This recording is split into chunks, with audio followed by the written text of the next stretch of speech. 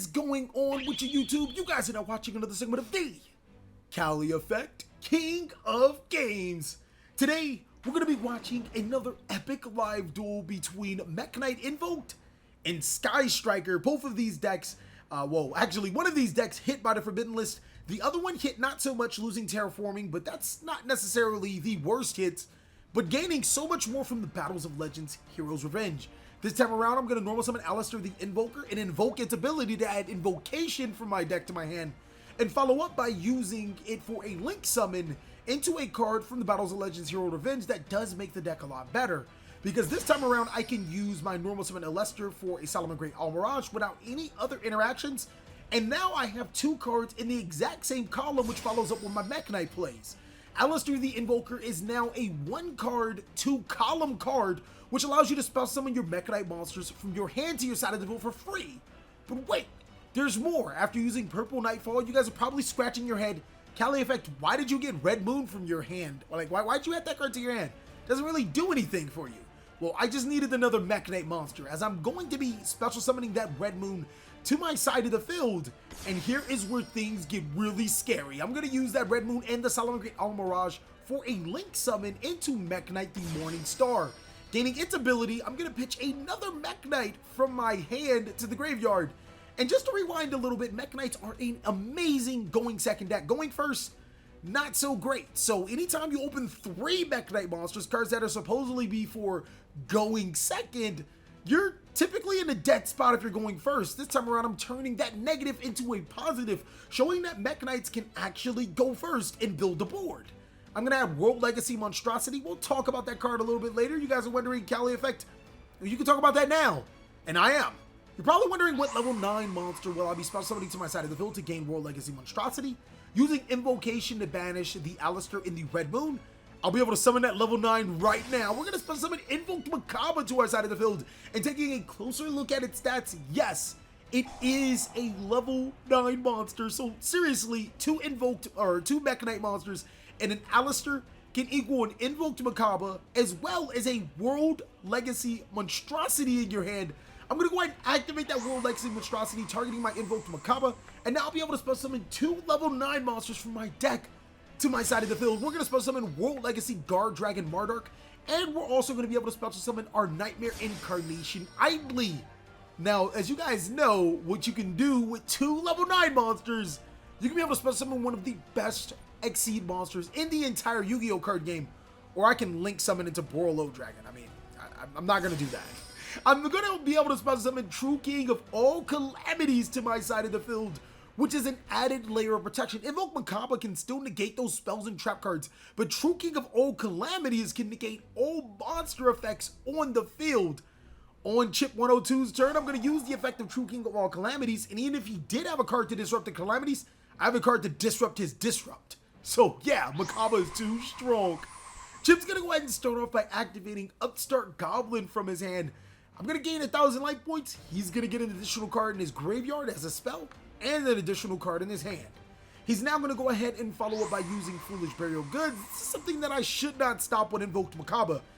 That can actually be saved for real spell cards that Chip wants to use, but until then, he's going to be able to load his graveyard. Now, Chip, he just so happens to have such a great hand, so I don't think that there was anything different I could have done. Actually, there was nothing different I could have done that would have saved me from this madness. Since Chip does have 3 spell cards in his graveyard, any of his Sky Striker cards that he will use will be able to gain their second effects. Second is Mobilize Engage will allow him to get a search and a draw.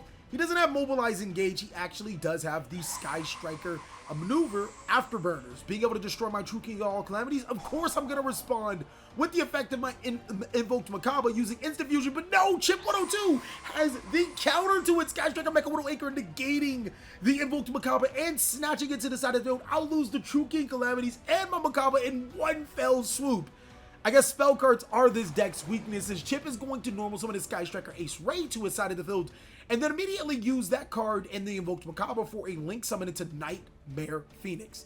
Nightmare Phoenix doesn't necessarily have any targets for him to disrupt, but he does need to get that monster off of the field to the graveyard. He's then going to follow up with Sky Striker Mecha Hornet Drones, and as Chain Link 2, use the effect of Sky Striker Mecha Shark Cannon, spell summoning a true king of all calamities to his side of the field, and giving himself a token. Now, one will wonder, TheCaliEffect, what exactly are you doing with this? Using the Nightmare Phoenix and the token for a link summon, he's now going to go ahead and make, that's right, ladies and gentlemen, that Nightmare Unicorn to his side of the field. And then he can use Nightmare Unicorn's effect to get rid of the Mekk Knight monster. But no, he's actually not going to do that. I don't think he has any more cards in his hand, using both of those monsters for a link summon into Topologic Gumby Boy. That card is really strong right now. He's actually able to get rid of any card that wants to activate its effect under or summon itself under where a link arrow points to, finishing up by using Metal Foes Fusion to shuffle his Metal Foes Fusion back into his deck to get him an additional resource.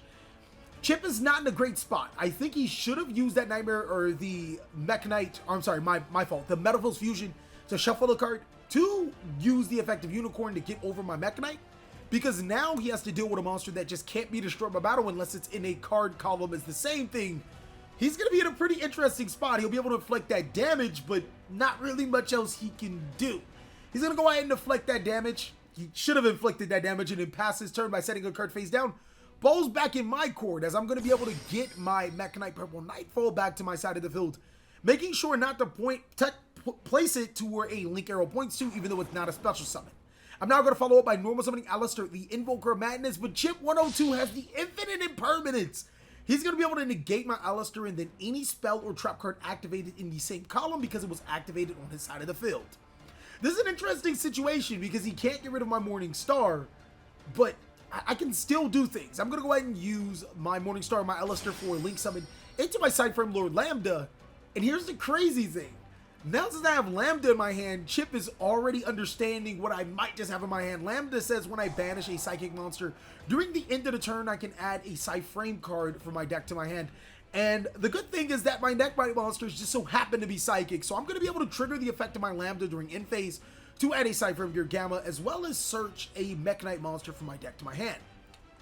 Now, I know what you guys are thinking. TheCaliEffect, how do I get this saucy Mekk Knight invoked deck profile? Well, there's always the regular way. Let's see if we can get this video to 1,000 likes. I know it is very doable, ladies and gentlemen. You guys have been too strong. If you enjoy the hard work and dedication I put into making these videos, then go ahead and love that video up. Show us why these videos are so awesome. So I'm going to set a card face down to where Topologic Gunboy points to, and then I'm going to actually special summon that yellow star to my side of the field, forcing the effect of Topologic Gunboy Dragon. I'm next going to actually chain the side frame Gear Gamma, and now you guys are thinking, even Chip 102 picks the card up and is like, Cali, you have monsters on your side of the field. You can't use the effect of side frame Gear Gamma. Well, since I have side frame Gear Lambda or side frame Lord Lambda on my side of the field, I can activate the effect of my side frame cards, even if I do control monsters. So I'll trigger the effect of the Gunboy and then special summon side frame Gamma and side frame Driver to my side of the field to negate the activation of Gunboy, and now I have a threat getting rid of. Following up, I'm going to use all three of those monsters for a link summon into another monster from Battles of Legends Hero Revenge. We're going to make Blackluster Soldier, Soldier of Chaos. This card is insane. And seeing that I play so many level 7 and higher monsters, I'll be able to make it unaffected by card effects and also just have a 3,000 huge beefcake attack monster sitting on my side of the field waiting to poke at Chip's life points. So we're going to attack with both of those monsters, dealing a massive amount of damage. And then, of course, at the end phase, we can resolve the effects of our side frame Lord Lambda, which allow us to add another Gamma from our decks to our hand. Yeah, so not only does Chip have to deal with two huge monsters on the side of the field, I can still activate the effect of my side frame gear cards to be able to negate his card effects and then special summon it to your side of the field. And then on top of that, I still have a face down card, which could be just about anything. It could be Mirror Force, it could be Compulse, it could be anything. It doesn't even matter. It could be nothing. He still has to deal with two terrible monsters on the side of the field. Chip drawing his card, he's considering his options. He's going to go ahead and pick it up, and we are going into game 2, ladies and gentlemen. That was insane watching both of these decks duke it out. Chip is the loser of game 1, so we're going to go right into game 2. He's going to start off his turn by activating Sky Striker Airspace Area 0. Now, this card did get hit on the Forbidden List. Not necessarily itself, we lost Terraforming. Fortunately enough for Chip 102, he's going to reveal Mobilize, Engage, Ash Blossom, and Ghost Ogre, and send the said Terraforming that is face down on the side of the field to the graveyard. Chip, you monster! You didn't even need the terraforming. Save us some. Let me have terraforming in my hand so I can be able to add my field spell. But yeah, Chip is already setting himself up for success, adding the Mobilize Engage off of the airspace. Something that the deck can still do. People forget that as long as airspace area 0, as long as Engage and the Widow Anchor remain at 3, this deck's gonna be tough to beat. Following up, he's gonna activate Foolish Burial Goods again. He's gonna be able to send a Metalfoes Fusion from his deck to his graveyard, but even more importantly, now Chip has those 3 spell cards in his graveyard to start popping off with some pretty cool effects. Looking into this, Sky Strikers can actually still be very viable in today's Yu-Gi-Oh! Don't get me wrong, losing the Sky Striker multi-rolls does hurt, but I mean, you still have Engage, you're still going to get that search and draw, you still have the Widow Anchors, you still have everything else, and now since you did lose 2 multi-rolls, you have room to play other great cards. So yeah, Chip's going to go ahead and use his Sky Striker Mobilize Engage.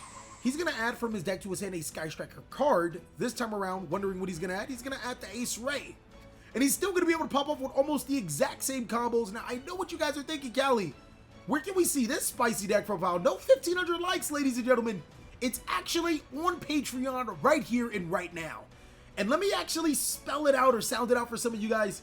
You don't have to be a Patreon to watch. Just go to Patreon, ladies and gentlemen, so you can see the Sky Striker deck profile. You don't have to be a Patreon, but joining will always be an awesome thing, even if it's only just $1. I mean, I appreciate every single one of you guys. Chip's gonna normal summon his Sky Striker Ace Ray, make the Kagari effect to get back that Mobilize Engage, and now he's gonna activate that and Mobilize Engage yet again. Using the Mobilize Engage, he'll be able to add another Sky Striker card. I feel like I'm like repeating Pot of Greed. For the people that don't know how many times Pot of Greed has been used in the card game, or in the show, the Duel Monster show, and people actually say its effect every time. Every time Pot of Greed is activated, they say its effect. I'm not aiming to do that. Chip's gonna get the Sky Striker multi-roll from his deck to his hand. It's still a very searchable card. And now what he should do is aim to make the Shizuku from the Kagari. That will allow him to search the Widow Anchor or a Eagle Booster, which will allow him to protect his monster or disrupt me. He's going to make that said Shizuku. And then he's going to go ahead and activate that Sky Striker Mecha Modules multi-roll. You only get one now, ladies and gentlemen. Use it wisely. Oh, it looks like Chip's going to follow with some Roar Sauce using Link Bound to shuffle in his Sky Striker Ace Kagari, putting a spell card in the graveyard and allowing him to draw a card, as long as he places a card from his hand back to the bottom of his deck. So Chip is actually putting himself into success, as the Sky Striker strategy does play a couple of bricks here and there. Putting that to the bottom of your deck is pretty good. He's going to set his 2 cards face down, and then in phase use the Shizuku's effect, proceeding to the Shizuku shuffle, adding a quick play spell card, quick play Sky Striker card from his deck to his hand. And then he would follow up with activating the said quick play spell card. This time around, he's going to get the Widow Anchor. Man, this is going to be exciting. So he's going to have at least 3 back row. Well, he's going to have 3 back rows the end phase of his turn, using the Widow Anchor to negate his Shizuku, and now the multi-roll to set the Shizuku or the Widow Anchor back to his side of the field. He's going to have 3 disruptions, at least 3 disruptions. Well, actually 1 known disruption. But we can assume that those 2 or other 2 disruptions, they actually could be bluffs. So we can't even assume that. We can hope that they're not and hope that they're bluffs. But we know he has at least 1 disruption off of that exchange and a couple of cards in his hand. I'm going to go ahead and activate Instant Fusion, paying 8,000 life points, bringing me down to 7,000. I'm going to be able to special summon Millennium Eyes Restrict. So I go Millennium Eyes Restrict this time around because if Chip does have a hand trap, I don't want to see it right now. The only interaction I want to deal with is that Widow Anchor. If he has another one, then, well, I mean, sometimes that's just how life be. So I'm going to go ahead and activate the Magical Meltdown. I'll be able to add a Alistair the Invoker from my deck to my hand. And Invoker is probably going to get negated. Looking back, the order of how I did these effects should have been different. I should have activated the Magical Meltdown right now, even though it doesn't really matter. And one thing I do want to point out, I'm pretty sure you guys have pretty much pointed out, Chip actually forgot to use his Metalful Fusion effect, so we're actually going to take advantage of him not having all of the cards that he needs in his hand. I'm going to set a card face down and then spell summon my Mekk Knight Purple Nightfall. Attempting to activate the effect of my Purple Nightfall, hoping that Chip may see this as an easy card to negate. And Chip actually does, because this Purple Nightfall could be a threat.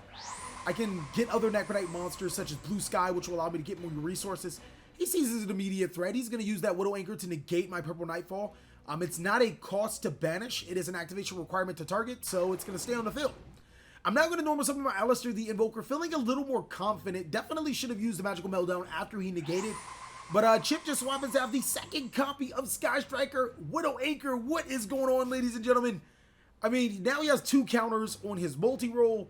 I am not looking really good. I'm going to set another card face down. And now I'm going to go ahead and follow up with the special summon of my Mekk Knight Indigo Eclipse.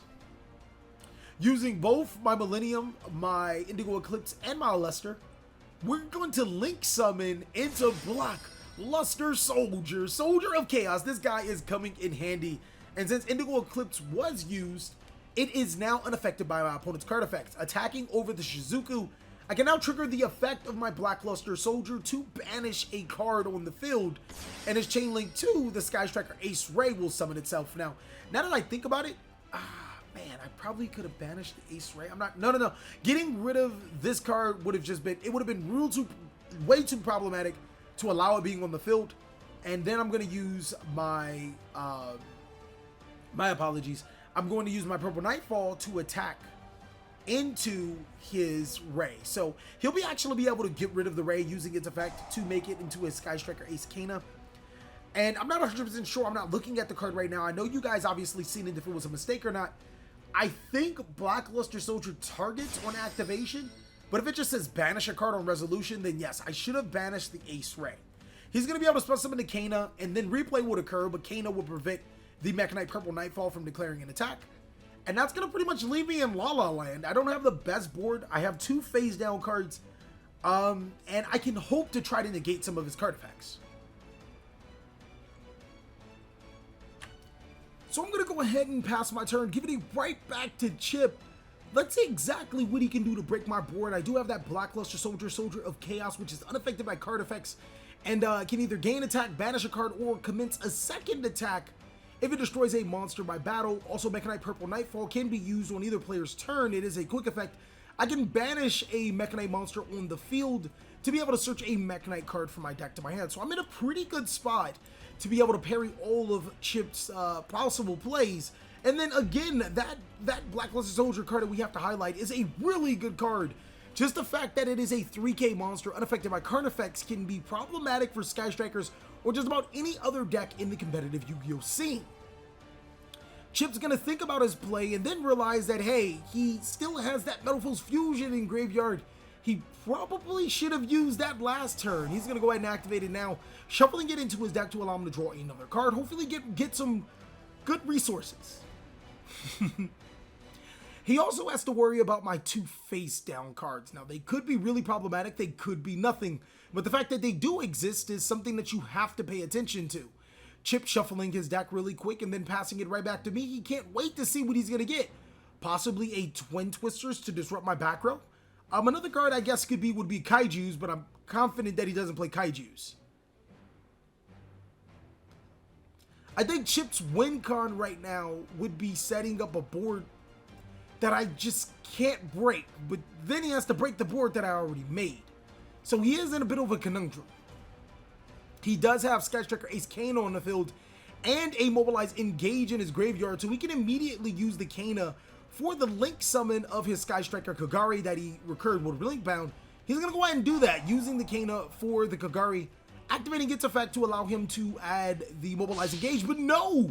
I have World Legacy Secret, which allows me to spell summon a Mekk Knight monster to my side of the field, but even more importantly, his effects are now negated. His monster effects on the field are now negated to where Mekk Knight monsters are, and seeing that I summoned World Legacy, or Mekk Knight Eclipse, I can move a Mekk Knight monster to any adjacent column, furthering to negate those monster effects. So now he has to deal with getting rid of the Mekk Knight Indigo Eclipse, which will kind of like, you know, prevent him from activating any more effects. So I feel like I'm in a really solid spot until Chip realizes that he actually does have the power play. He's going to activate Sky Striker Maneuver Afterburners to destroy my Mekk Knight Indigo Eclipse. That's going to force me to use a couple of effects. I'm going to go ahead and trigger my effect of Mekk Knight Purple Nightfall. We're going to banish the Indigo Eclipse instead of destroying it, or I would lose a back row card as well. And then we'll be able to add a Mekk Knight monster from our decks to our hand. To be honest with you guys, I wasn't even thinking about adding the Mekk Knight monster. It's just like, well, I can still add a Mekk Knight monster. I was just trying to get rid of that monster so I can bring it back for next turn and still be able to play Yu-Gi-Oh!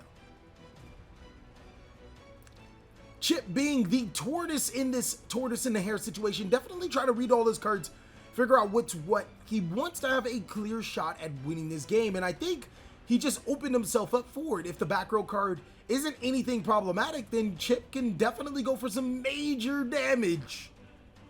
If not game, actually.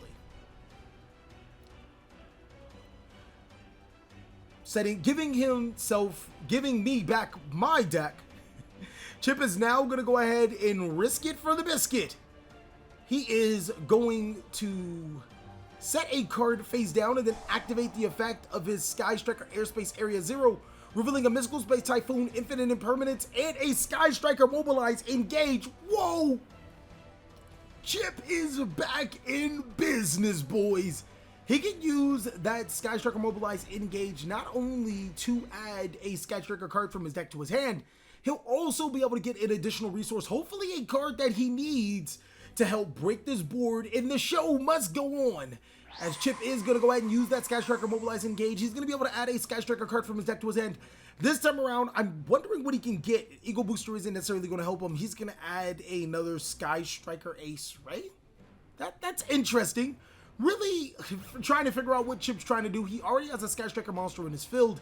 He already has the invested Ray into his graveyard. Maybe he needs that to make another link play? Nah, that doesn't feel too right.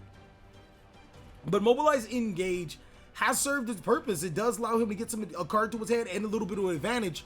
Summoning the Ray to his side of the field, I don't think would be a great idea. I'm trying to see exactly what he will be gaining value-wise from this.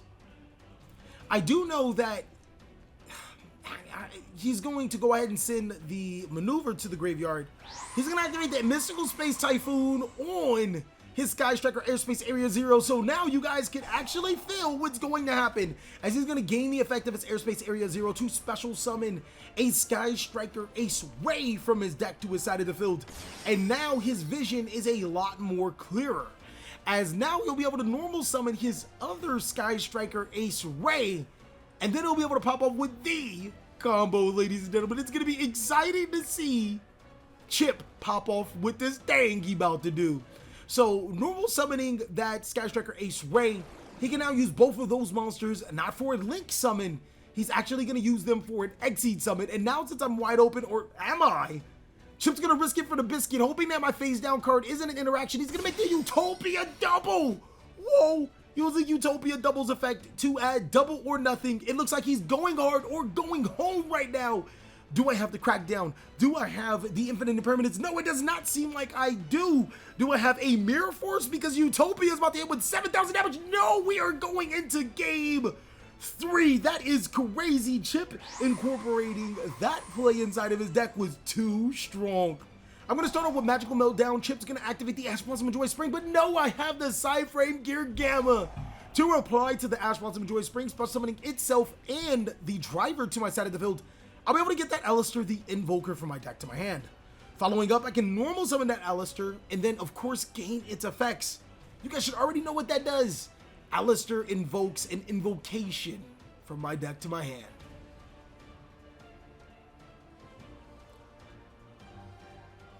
So yes, it seems like we're going to go ahead and follow with that route, normal summoning the Alistair, using its effect to get the invocation, and now we are popping off with some combos. As this time around, I won't have the exact same game-breaking board, but I'll still be able to play Yu-Gi-Oh! In a similar fashion. Adding the invocation, I can now use my Alistair and my other two monsters, or just my Alistair and another one of those monsters for a Link Summon. It's really important that I get the Psyframe driver off to the graveyard, because if I don't, my Psyframe Gear Gamma's effects won't be able to resolve.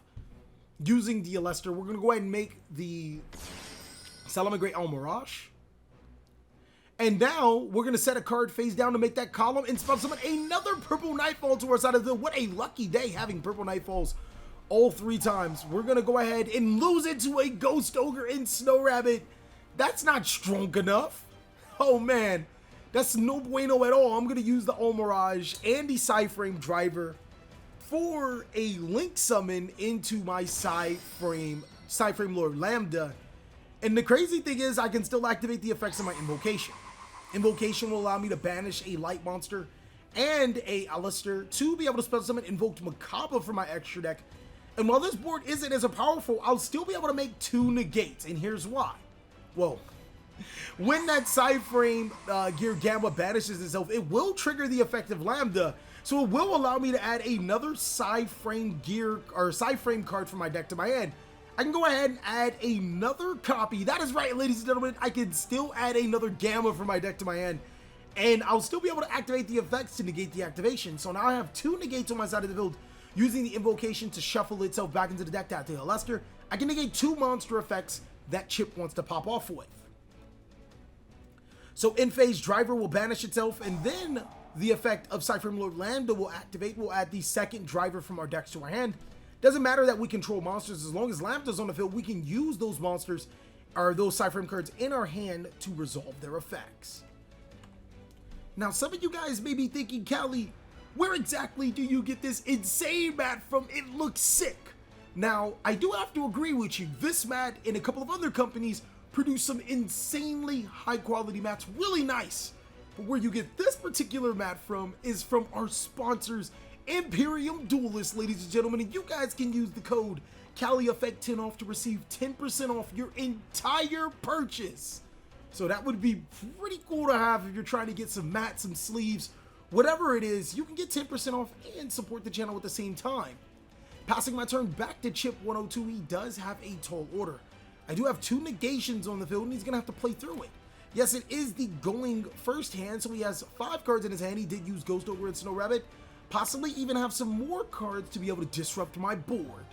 This time around, I think Chip does, as he's going to be deciding his play afterward, but using a card like the one he is about to activate in Infinite Impermanence does not hurt whatsoever. Being able to negate my Invoked Mekk Knight is kind of good. He'll then be able to follow up with the activation of his Sky Striker Mobilize Engage. He'll be able to add a Sky Striker card from his deck to his hand.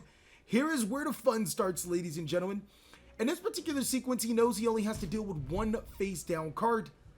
He has to deal with the Psyframe Gear Gamma, kinda, not really, depending on what he does. You can't necessarily Cold by the Grave this Psyframe Gear Gamma.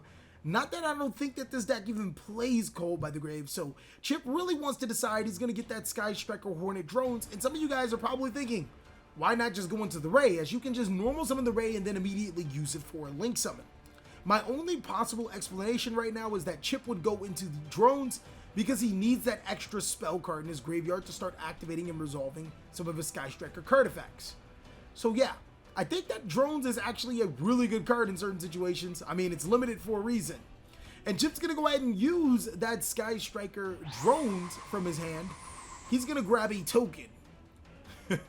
Primate to the side of the field. No, it looks like Nidoking is going to be spell summoned to the side of the field. He can then use that token for a Link summon. He only has 2 spell cards in the graveyard, so it's kind of interesting that he goes into Mech Hornet Drones. But he's going to make that Sky Striker Ace Kagari. He knows that that Gamma is going to be used in response to Kagari's activation. So we're going to go ahead and flip that Gamma to our side of the field and spell summon the driver. But no, it looks like Chip does have that response. He's going to use Sky Striker Mecha Eagle Booster to protect his Kagari and add the Mobilize Engage from his graveyard to his hand. Now what you guys are thinking, TheCaliEffect, wouldn't driver not be summoned to the side of the field? No, the interaction for driver is that it special summons itself and the driver to the side of the field, and if you do, it negates the activation of the Kagari. Unfortunately, driver or Psyframe Gear Gamma isn't a Chain Link 3, or sorry, it isn't a Spell Speed 3, so cards can be activated in response to it. And seeing that he's making his Kagari unaffected by the effects of the Psyframe Gear driver or Psyframe Gear Gamma, he's going to be able to have his card to pop off with its effect. and I still will have those 2 monsters to my side of the field. Chip now following up with his Widow Anchor, he'll be able to negate and take control of the Cypher Lord Lambda, and now that he has multiple monsters on his side of the field, he can use the Kagari and the Lambda for link summons. And it looks like Chip is going to summon Nightmare Unicorn to his side of the field. He's going to use the effect of Nightmare Unicorn, discard a double or nothing to return the Invoked Mekk back into my extra deck, and now he can proceed to break the board. Chip smartly attacking into the Cypher Gear Gamma, mainly because at the end phase, the Cypher Gear driver will be banished, meaning that I now have a dead Gamma inside of my main deck. So very smart of Chip to attack over the Gamma instead of the driver. So I'm going to go ahead and start off my turn opening a pretty good card. This is actually going to draw me into exactly what I need. I'm going to use World Legacy Key, which not only places a card in the same column as Nightmare Unicorn, it's also going to add my monster that I'm going to summon inside of Mekk Knight Purple Nightfall. Now banishing the Mekk Knight Purple Nightfall, Chip has no responses, as I'm going to get the Mekk Knight Blue Sky to my side of the field and use its effect. It'll allow me to fetch 1 Mekk Knight and Indigo Eclipse from my deck to my hand, and now it looks like we're in a really good position. As you guys have already seen, we did Invocation, so we know we have the Illuster, the Invoker in our hand. We can normal summon that monster to our side of the field. Doing so will allow us to invoke an Invocation from our deck to our hand, and it looks like the wheels will just keep on turning, as now we can use both of those monsters for Link Summon, and then follow with even more plays to possibly break, well, Chip doesn't have a huge board to break, but establish a game state that Chip probably can't beat. Using the Illuster and the Mekk Knight Blue Sky, we're going to go ahead and Link Summon into Mekk Knight the Morning Star, and this card allows me to discard that Indigo Eclipse that I had in my hand to, yes, that is right, search that World Legacy monstrosity again. What is going on here? Super Polymerization. Whoa, chime out, TheCaliEffect. I don't think you're trying to use that just yet, as we are going to activate the Invocation on our hand to banish a Mekk Knight monster, or I'm sorry, yeah, a Mekk Knight monster and an Invoked Illuster to be able to special summon a Mekk back to my side of the field. I apologize, I'm going to banish the Gamma, not the Mekk Knight monster. So now we're going to go ahead and follow up by activating, or after summoning Mekk, activating our World Legacy monstrosity, targeting the Mekk. So you guys have already guessed it, we'll be able to special summon 2 level 9 monsters to our side of the field. And those 2 monsters will be our World Chalice Guard Dragon Mardark, and also our Nightmare Corruptor, or Nightmare Incarnation Idol. So I'm pretty sure you guys know what's going to happen here. But before we get into the super secret sassy spice, shuffling my deck, handing it back to Chip, let's see what he has. We're going to use the effect of our Invocations to add our Illuster the Invoker back into our deck. That's the reason why Chip is shuffling. And then we're going to use our 2 level 9 monsters for an Exceed summon into our True King of all calamities, ending the board with exactly what we started with. We can then use Super Polymerization to fuse his Nightmare Unicorn and our Invoked Mekk, what is going on, into our Elysium.